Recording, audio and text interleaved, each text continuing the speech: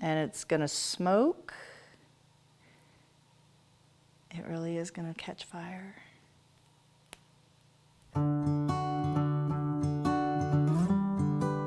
Hi guys, I'm Madalaine here at Lakeside Table, and today we're making cocktails and mocktails, specifically gin and tonics and mock-tonics.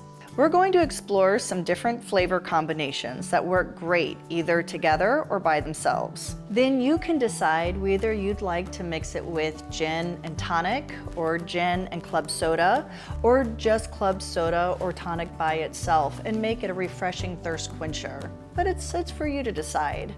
But why gin and not some other spirit?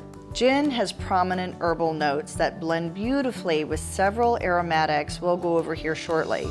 Whereas vodka is virtually neutral, rum lends itself to sweet, tequila, scotch, and bourbon, all those others have their own distinct flavor profiles that, quite frankly, I like to enjoy on their own.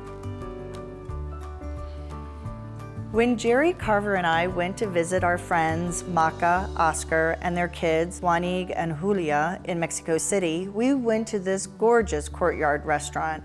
They made gin and tonics just like this, and I was totally blown away. So here are a bunch of my favorite blends right here that you can add to your gin and tonic or to a pitcher of club soda.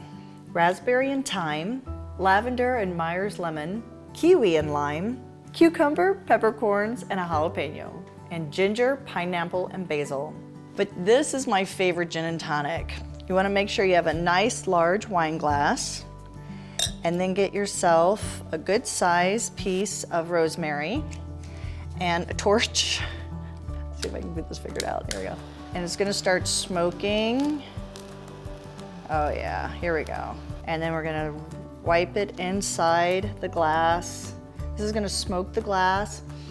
Oh man, I really wish you could smell this. It smells so good. And then just go ahead and leave it in the glass. Now we're gonna put our ice on top and a couple wedges of grapefruit. Just the pulp. There we are. Some cucumber. And this is a nice way to just quickly peel your cucumber. Put it in there with a little vegetable peeler.